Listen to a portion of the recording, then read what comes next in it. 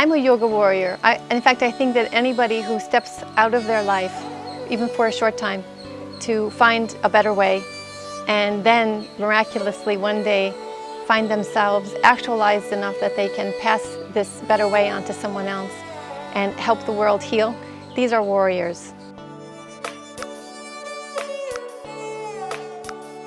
It wasn't until the early 2000s, though, that I found an Indian teacher who sort of introduced me to the sort of Indian spiritual, mental side of yoga, and not so much the Western physical side.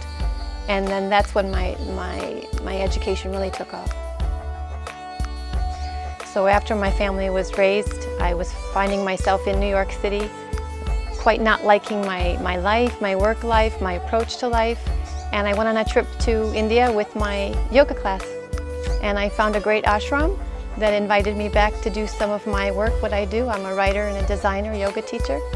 And I loved the work so much, and I loved the approach to life here in India and the natural setting again of being so far from the city, that I decided to make it my home. And I've been there ever since for 4 years now.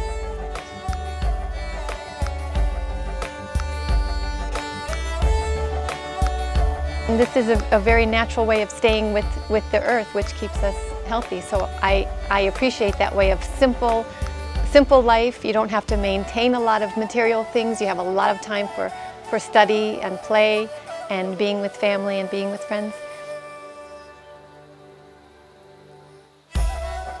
It's a 500-year-old institution.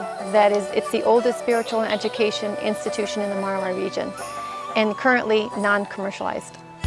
From that time, this ashram is giving spiritual knowledge as well as life knowledge.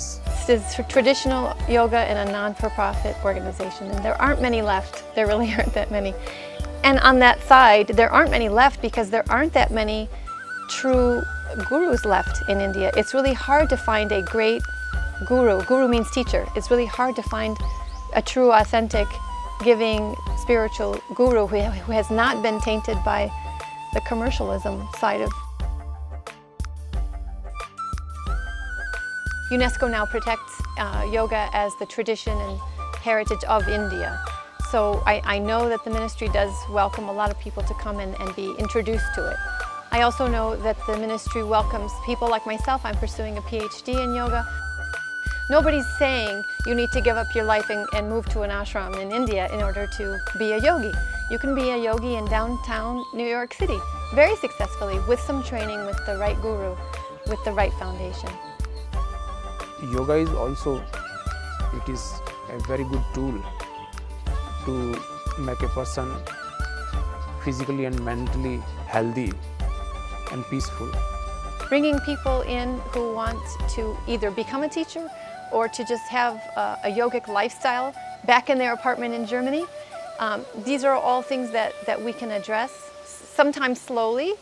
You know, sometimes it takes several weeks or several months for people to adopt a new habit. 21 days to a new habit, right? 3 days to a bad habit. So retreat packages are a really good idea. 14 to 21 days is usually advisable.